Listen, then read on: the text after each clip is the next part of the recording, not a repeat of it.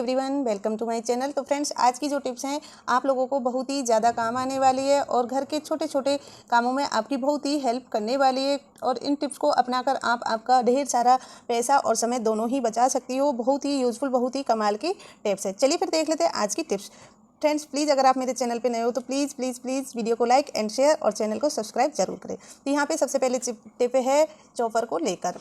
तो कई बार क्या होता है, हम जब बार बार हम चॉपर से इस तरीके से चॉप करते हैं और हमारे चॉपर का जो ढक्कन है ये ख़राब होता है और इसे हम बार बार धुलते हैं तो उससे इसकी जो रस्सी है ये रस्सी जल्दी ही टूटने की कगार पे आती है, ख़राब हो जाती है। तो इसको बार बार ना धुले और हमारी जो मसाले हैं वो भी चॉप हो जाए, जिसमें हम मसाले इनमें चॉप करते हैं वो भी चॉप हो जाए और इसको धुलना भी ना पड़े। तो इसके लिए मैं आपको बहुत ही अच्छा आइडिया बता रही हूँ। क्या करना है कि जब भी हमें इसको धुलते हैं तो हमारा ये बहुत जल्दी रस्सी ख़राब होती है और उससे टूटने लगती है।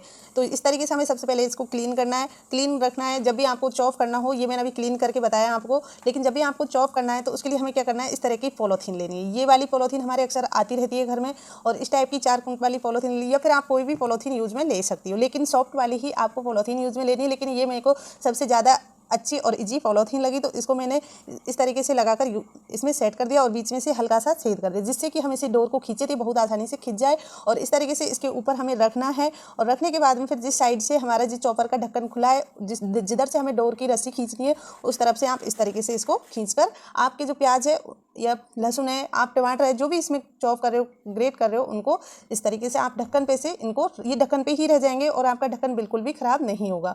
और आप पॉलीथीन के ऊपर से सारा मसाला प्याज जो भी आप निकालोगे वो निकल जाएगा और उससे आपको ढक्कन भी नहीं धुलना पड़ेगा। तो ये देखिए बहुत ही आसानी से आप ढक्कन के ऊपर से निकाल सकते हो। बार बार आपको जो इसका ढक्कन है वो नहीं खोलना पड़ेगा। तो यहाँ पे मैं आपको टमाटर भी चॉप करके दिखा देती हूँ। तो इसी तरीके से देख लीजिएगा कि यहाँ पे मैंने टमाटर चॉप किए हैं और टमाटर चॉप होने के बाद आप देखिए टमाटर का जो सारी गंदगी है वो पॉलीथीन के ऊपर ही रह गई है। पॉलीथीन के ऊपर रहने के बाद और इसको बहुत ही आराम से आप निकाल भी सकते हो और ढक्कन एकदम क्लीन चमकेगा और आपका ढक्कन सालों चलेगा, बिल्कुल भी आपका चॉपर ख़राब नहीं होगा, इसकी रस्सी ख़राब नहीं होगी। बार बार आप इसे चॉप होने से बचा सकते हो। तो मैं उम्मीद करती हूँ आपको ये टिप पसंद आई होगी। चलिए फिर देख लेते हैं अगली वाली टिप्स।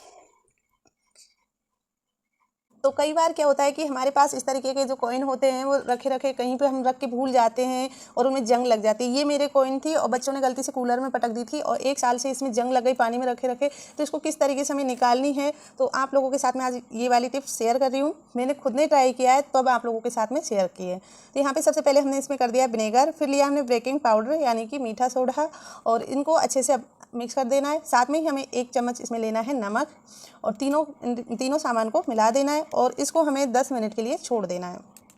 हाँ फ्रेंड्स, इसे सिर्फ 10 मिनट के लिए आपको छोड़ देना है। 10 मिनट बाद आप इसको देखोगे जो इसमें कॉइन था उसका कलर निकल जाएगा और इसमें आपको टीथ ब्रश लेना है और उससे अच्छे से आपको रफ़ करना है। टीथ ब्रश से आप अच्छे से रफ़ कर दीजिएगा, जिससे क्या होगा कि ये देखिए काफ़ी हद तक इसमें से निकल गया है और अच्छे से आप इसको रफ करिएगा। मैंने यहाँ पे टीथ ब्रश से अच्छे से इसको रफ़ किया है और अगर आप चाहो तो स्टील वाला जो जूना होता है उससे भी आप इसको रफ़ कर सकते हो, लेकिन इसमें मेरे को टाइम लगा था रफ़ करते करते। मेरे को कम से कम इसमें 5 से 6 मिनट लग गई थी। ये तुरंत क्लीन नहीं होता है कि ये नहीं कि तुरंत इसमें पटका और क्लीन हो गया कि 2-4 मिनट में क्लीन हो गया, वो नहीं फ्रेंड्स। इसमें 4 से 5 मिनट लगी थी मेरे को इस तरीके से लगातार रफ़ करते करते, जब जाके ये अच्छे से साफ़ हो पाया। लेकिन हाँ, ये क्लियर है कि ये इससे बहुत अच्छे से साफ़ हो गया था और आप भी इसी तरीके से इसको बहुत अच्छे से साफ़ कर सकते हो। अगर आपके पास पीताम्बरी हो तो वो इसमें ज़रूर डालिएगा, उससे और भी जल्दी क्लीन होता है। क्योंकि पीताम्बरी है जो ये 5 का सिक्का था तो ये पीतल का था, तो इससे और भी जल्दी वो शायद इसमें वर्क करती, काम करती, तो ये जल्दी और भी साफ़ हो जाता। तो यहाँ पर मैं आपको धुल के दिखा देती हूँ। तो ये देखिए सिक्का एकदम क्लीन साफ़ हो गया है।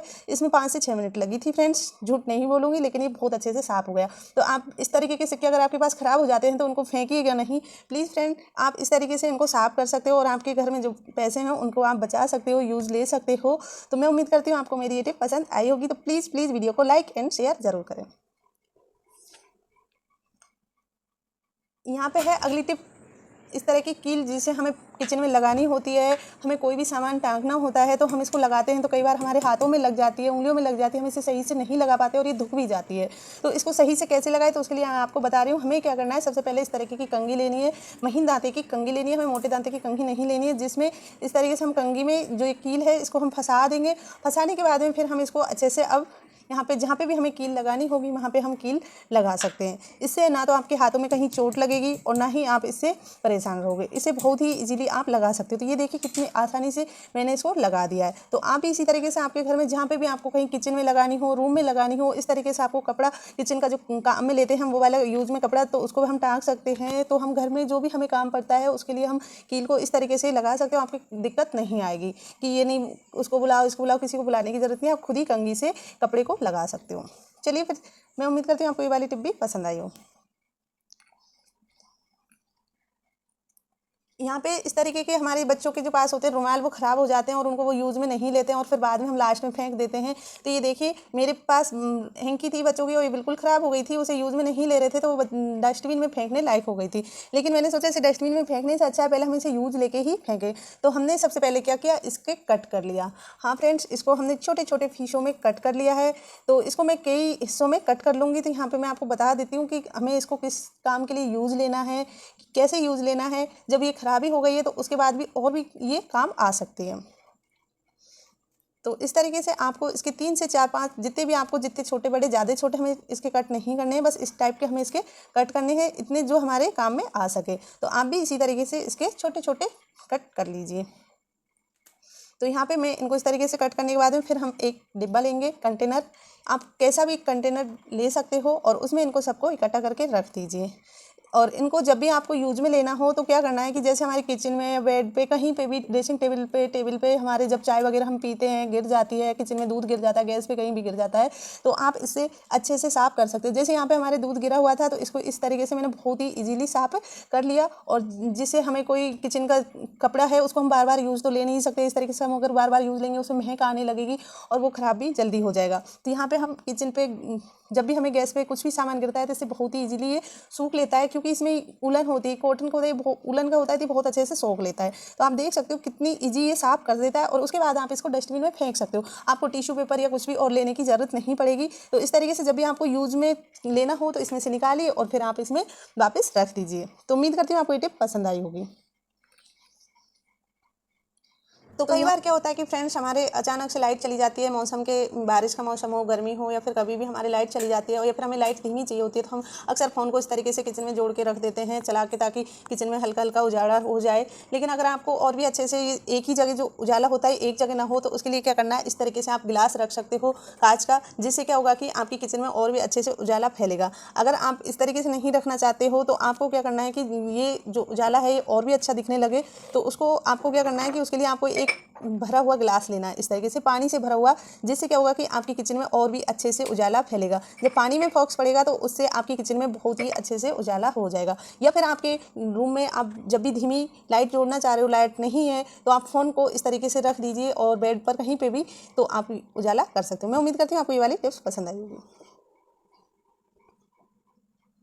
तो कई बार क्या होता है कि हम इस तरीके से दाल को भिगो देते हैं और बाई चांस हमें सब्जी कुछ समझ नहीं आती और दाल भिगो देते हैं और सब्जी हम कुछ और बना लेते हैं, या फिर हमें कहीं जाना होता है और हम दाल भिगो चुके होते हैं, तो उसको हम कैसे सेफली रख सकते हैं और फिर वापस आके इसको बना सकते हैं। एक दिन रख कर दूसरे दिन कैसे बनाएं, तो दाल जब भीग जाए, या फिर हमें खाने वाली दाल भी चाहिए होती है जो मोट की है, ये सब मोट वगैरह, तो इनको भिगोने के बाद हम इसे खाएँ या फिर बनाएं, कैसे बनाएं, तो क्या करना है कि इस तरीके से भीगने के बाद आप इसका सारा पानी निकाल दीजिए और पानी निकालने के बाद इसको हल्का बिल्कुल ऐसे ड्राई हो जाने दीजिए। और फिर इसको क्या करना है कि आपको ये वाली जो दाल है इसको आप फ्रीज में लगा दीजिए। हाँ फ्रेंड्स, आप इसे फ्रीज में लगा दीजिए। फ्रीज में लगाने से क्या होगा कि आपकी दाल जैसे आप छोड़ के गए हो वैसे ही आपको मिल जाएगी और अगले दिन आप इसको सब्जी बनाने में काम ले सकते हो, या फिर आप खाने के लिए भिगोते हो वो भी काम में ले सकते हो। मैं उम्मीद करती हूँ टिप पसंद आई होगी। तो ये मेरा यूज़फुल हैक है हैंकर को लेकर। तो इस तरीके के हैंगर हमारे हर किसी के घर में होते हैं और भी होते हैं, और इन कई बार क्या होता है कि ख़राब हो जाते हैं, हम इनको यूज़ में नहीं ले पाते हैं। और इसका आज मैं आपको बहुत ही अच्छा यूज़ बताऊंगी। तो हमें क्या लेना है, सॉक्स। तो यहाँ पे मैंने सबसे पहले सॉक्स लिया है और सॉक्स को मैंने धुल लिया है। बाई चांस जैसे हम सॉक्स लेना है, आपको पुराना ले लीजिए चाहे नया ले लीजिए, लेकिन ज़्यादातर आप पुराना ही सॉक्स यूज़ में लीजिए जिसको आप बिल्कुल भी यूज़ ना लेते हो। और उस सॉक्स को आप पहले गीला कर लीजिए, यानी कि धुल लीजिए। और सबसे पहले आप उसको धुलने के बाद में फिर आपको क्या करना है कि ये सॉक्स इसको इस तरीके से पहनाना है। तो ये जो बाहर वाला हिस्सा है पहले उसको अंदर दीजिए, तो ये डबल पोर्शन में अंदर चला जाएगा और आपका जो सॉक्स ये थोड़ा मोटा हो जाएगा। तो इस तरीके से आपको हैंकर को सॉक्स पहना लेना है। और उसके बाद में जैसे हमारी ये कुंदियाँ हैं और हमारे जो ये गेट्स के कुंदे हैं या फिर अलमारी के हो गए, अलमीरा के, जिनमें हमारे हाथ नहीं जाते हैं, उन जगह को हमें साफ़ करना होता है। तो हम इनकी कुंदी वगैरह को अच्छे से साफ़ नहीं कर पाते, हमारी उंगली इनके अंदर नहीं जाती है। तो इस तरीके से इनमें अंदर अच्छे से सफाई हो जाए तो उसके लिए आप इसको इस तरीके से यूज़ में ले सकते हो, बहुत ही अच्छे से यूज़ आ जाएगा। और साथ ही आपको जब भी गेट वगैरह साफ़ करने हो, साइडों में इस तरीके से किनारों पे हम साफ़ नहीं कर पाते, इतनी मिट्टी छा जाती है, इतना गंदा हो जाता है, तो इसको कैसे हमें साफ़ करना होता है, तो उसको इस तरीके से आप हैंकर से बहुत ही अच्छे से साफ़ कर सकते हो। जैसे हमारी अलमारी हो गई, इस टाइप की जंगले होते हैं, उनमें हमारी उंगलियां नहीं जाती है, क्योंकि उंगलियां अंदर नहीं जा पाती, फंस जाती है, तो उसको हम ऐसे हैंकर में सॉक्स पहनाकर इनको अच्छे से साफ़ कर सकते हैं। मिट्टी धूल गंदगी सारी इनसे निकल जाएगी और आप जितनी भी गंदगी होगी, जो धूल होगी, उसको बहुत अच्छे से क्लीन कर सकते हो साइडों से लेकर। तो यहाँ पे मैं जंगले को साफ़ किया था।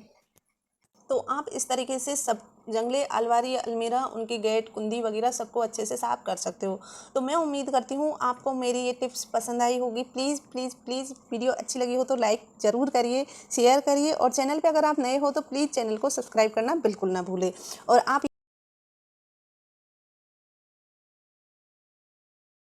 हमारा तवा इस तरीके से कितना गंदा हो जाता है, बार बार हम खाना बनाते हैं, रोज़ रोज़ हम इसे धुल नहीं सकते क्योंकि इस पर जंग भी लगती है। तो इस पर जंग ना लगे, काई ना लगे और ये ज़्यादा गंदा ना हो, तो उसके लिए क्या करना है, जब भी हम खाना बनाते हैं, खाना बनाने के बाद में आप इस पर 2 से 3 चम्मच नमक के डाल दीजिए। नमक डालने के बाद में फिर आप एक स्पून लीजिए और स्पून की सहायता से नमक को चारों तरफ फैला दीजिए। और जब हमारा तवा अच्छे से गर्म है तो उस पर इस तरीके से नमक डाल देंगे, तो उससे क्या होगा कि जब नमक अच्छे से गर्म हो जाए तो आपको क्या करना है, इसके लिए एक आपको लेना है कॉटन कपड़ा।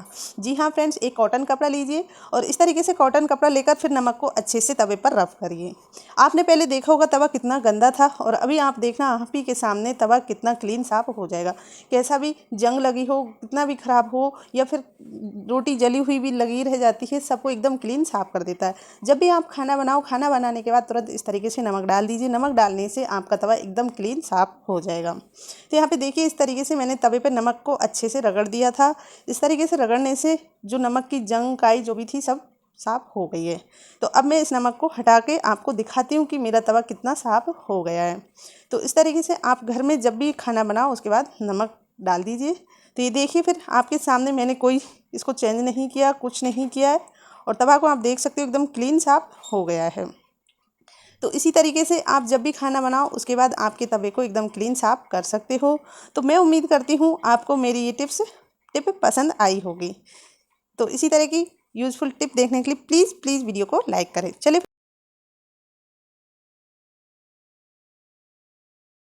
टिप है रोटी बनाने को लेकर। कई बार क्या होता है हम फ्रीज में आटा लगा देते हैं और आटा लगाने के बाद फिर उसकी इस तरीके से रोटी बनती है, बन ही नहीं पाती। प्लोथन लगाते हैं बार बार फिर भी रोटी ठीक से नहीं बन पाती है। तो रोटी अच्छे से बने, सही से बने और फ्रीज में आप आटा रख दो, उसके बावजूद भी आप बहुत अच्छे से रोटी बना सकते हो। तो सबसे पहले क्या कि हमारा ये जो आटा है इस तरीके से हो जाता है टाइट जब हम इसको फ्रीज में रख देते हैं। और कई बार हम आटा ज़्यादा लगा देते हैं, गलती से कभी कभार लग जाता है। तो ये सॉफ्ट कैसे बना, तो उसके लिए मैं आपको बहुत ही अच्छी टिप बताऊंगी। तो इस तरीके का हमें टिफ़िन लेना है और उसके बाद में हमें एक और टिफ़िन लेना है। तो यहाँ मैंने लिया है कैस्ट्रोल। कैस्ट्रोल सबके पास होता है और इस तरीके से इसमें एक बार सेट करके देख लीजिए कि हाँ इसमें ये अच्छे से आ जाएगा। तो टिफ़िन ऐसा लीजिएगा कि जिसमें कैस्ट्रोल में टिफ़िन अच्छे से आ जाए। फिर यहाँ पे हमें करना है इसमें गर्म पानी। जी हाँ फ्रेंड्स, यहाँ पे पानी इतना करिए कि टिफ़िन इसमें अच्छे से आ जाए। तो टिफ़िन काफ़ी नीचे रह गया तो थोड़ा सा और पानी मैंने इसमें किया है और अब मैं इसको ढक दूँगी और 5 मिनट के लिए इसको मैं रख दूँगी। तो यहाँ पे 5 मिनट हो गई। 5 मिनट बाद में मैं इसको निकाल लूँगी और निकालने के बाद में फिर अब आटा देखिए बिल्कुल एकदम सॉफ्ट हो गया है और इसे आप बहुत अच्छे से रोटी बना सकते हो। एक बार आप इसको ज़रूर ट्राई करना, आपको ये बहुत पसंद आएगा। और जब भी आप आटा रखोगी और उसके बाद आपको आटा नॉर्मल करना है तो इस तरीके से आप गर्म पानी में रख दीजिए और आपके आटे की बिल्कुल जैसे पहले आप रोटी बनाते थे वैसे ही रोटी बन जाएगी। लोई बनाकर लोई के ऊपर आप हल्का सा घी लगाइए, प्लोथन लगाने की ज़रूरत नहीं पड़ेगी। इस तरीके से आप घी लगाओगे तो रोटी और भी स्वादिष्ट लगेगी। रोटी पराठा जो भी आपको बनाना हो वो आप बना सकते हो और एकदम फूली फूली ताज़ा वही रोटी बनके आपको तैयार मिल जाएगी। तो यहाँ पे घी लगाकर मैंने इस तरीके से रोटी को बना लिया है और अब मैं आपको इसको सेक के दिखाऊंगी। तो ये देखिए पास में लाके आपको दिखा देती हूँ, बिल्कुल भी आप बता नहीं सकते कि फ्रेश आटे की है या फिर सुबह का रखा हुआ आटे की रोटी है। तो इसी तरीके से आपको भी आपके घर में जब भी आप आटा रखो तो उसको आप यूज में ले सकते हो। तो यहाँ पे मैं इसको सेक के भी आपको दिखा देती हूँ। तो इस तरीके से आप एकदम ताज़ा फुली रोटी बना सकते हैं। तो मैं उम्मीद करती हूँ आपको ये वाली टिप पसंद आई हो। तो प्लीज़ एक बार आप ज़रूर ट्राई करना। क्या होता है कि हमारी किचन इस तरीके से गंदी हो जाती है, हम रोज़ रोज़ साफ़ कर नहीं पाते हैं और साइडों में इस तरीके से इनमें गंदगी जमने लगती है, टाइल्स है उनके अंदर। तो इसको हम किस तरीके से क्लीन करें बिना कोई ज़्यादा टाइम ख़राब किए। तो यहाँ पे मैं आपको इसको बहुत ही अच्छे से क्लीन करके दिखाऊंगी। आपकी जो घर की टाइल्स है वो आप रोज़ रोज़ तो हम लोग साफ़ कर नहीं पाते हैं, तो आप इसे महीने या 15 दिन में साफ़ करते हैं। तो जब भी आप साफ़ करें तो उसके लिए आपको क्या करना है कि इस तरीके के आपको लेने हैं स्पून, मतलब चम्मच। तो यहाँ पे जो स्पून है वो इस टाइप की लेनी, ना कि उनके जैसी। तो इसमें जो साइड से इस तरह की धार हो वो वाली आपको स्पून लेनी है और इससे आपको इसको रगड़ के छुड़ा देना है। तो यहाँ पे इस तरीके से आपको इनको रगड़ लेना है। तो यहाँ से जो भी गंदगी होगी ये बहुत अच्छे से निकल जाएगी। और आपको जब भी किचन धोनी होती है तो मतलब बहुत ज़्यादा पानी फैलता है तो पानी भी फैलेगा नहीं। तो इस तरीके से आप सबसे पहले इसको साफ़ कर लीजिए और जब अच्छे से स्पून से साफ़ हो जाए तो आपको इस पर कुछ पानी के हल्के छींटे देने हैं। तो इस तरीके से आपको इसमें पानी के हल्के हल्के छींटे देने हैं। और अब आपको लेना है विम बार साबुन। तो विम बार साबुन लेकर और इस तरीके से स्क्रबर से आपको इसको रगड़ देना है। तो यहाँ पे मैं इस तरीके से इसको रगड़ दूंगी। जो भी और गंदगी है इन साइडों में जमी हुई बीच में तो वो अच्छे से फूल जाएगी और साफ़ बहुत ही ईजी हो जाएगी। तो यहाँ पे इस तरीके से मैंने हल्के हल्के पानी के छींटे दिए थे, ज़्यादा अच्छे से पानी नहीं डाला था। और इस तरीके से अब मैं स्पून से फिर से उनको अच्छे से और रगड़ देती हूँ। तो यहाँ पे मैं आपको दिखा देती हूँ कि इस तरीके से आपको इनमें स्पून साइड की जो किनारे हैं टाइल्स की उनमें आपको स्पून रगड़ना है। और स्पून से ही बिल्कुल एकदम क्लीन हो जाएगा, ना आपके नाखून ख़राब होंगे, ना आपको कुछ और करने की ज़रूरत पड़ेगी। बस इस तरीके से सारी गंदगी निकल कर बाहर आ जाएगी और आपकी जो किचन है एकदम क्लीन चमकेगी। और ये जो साफ़ होने के बाद आप पानी भी नहीं फैलेगा, ज़्यादा आपको पानी करने की ज़रूरत भी नहीं पड़ेगी। बस हल्के हल्के हाथों से आपको सफाई करनी है। तो यहाँ पे इस तरीके से मैंने चारों तरफ से अच्छे से स्पून से इनको रगड़ दिया है। और अब इसी स्क्रॉल से अब मैं इसको और अच्छे से रगड़ कर इसका पानी है उसको अच्छे से साफ़ कर दूँगी। तो यहाँ पे मैं इनको हल्के हल्के हाथों में पानी लेकर धुल दूँगी। आप देखिएगा कि जो सारी गंदगी है बिल्कुल निकल कर साफ़ हो जाएगी। तो आप इस तरीके से एक कॉटन कपड़ा लीजिए और उससे यहीं पानी को सॉफ़ कर लीजिए। मैंने यहाँ पे अच्छे से पानी से इसको कपड़े से इसको सॉफ़ कर लिया था, पानी को बाहर फैला भी नहीं। और आप देख सकते हो टाइल्स किस तरीके से शाइनिंग मार रही है। तो इस तरीके से आप भी आपकी किचन्स को बहुत अच्छे से साफ़ कर सकते हो। मैं उम्मीद करती हूँ आपको मेरी ये टिप पसंद आई होगी। ये टिप्स है सॉस को लेकर। कई बार क्या होता है कि हम लोगों के बच्चे हैं जो सॉस कहीं पे भी गिरा देते हैं और इसको साफ़ करने में बहुत झमेला होता है। और इसको जब साफ़ करते हैं तो ये सही से साफ़ नहीं हो पाता है। तो इसे बहुत अच्छे से साफ़ करना है तो उसके लिए हमें क्या करना है कि इस तरीके का हमें पलटा, यानी कि ये जो होती है ये लेनी है। ज़रूरी नहीं कि आप यही लो, लेकिन इस तरीके का आपको कोई भी आपके पास में जो भी हो वो लीजिएगा। तो यहाँ पर मैंने ये पलटा लिया है और इसको लेने के बाद फिर मेरे को क्या लेना है, जो मैं ये वाला कपड़ा है इसको बहुत कम यूज़ में लेती हूँ। जैसे बहुत ज़्यादा गंदी चीज़ हो जाती है गंदगी, उसी में मैं इसको साफ़ लेती हूँ। जैसे किचन बहुत ज़्यादा गंदी हो गई है तो उसे साफ़ करने में यूज़ में लेती हूँ। तो यहाँ पे इस तरीके से पलटे के ऊपर हम लगा देंगे, नीचे ऊपर दोनों तरफ। और लगाने के बाद में फिर इस तरीके से इसको यूँ करते जाएंगे और कपड़े को नीचे से खींचते जाएंगे।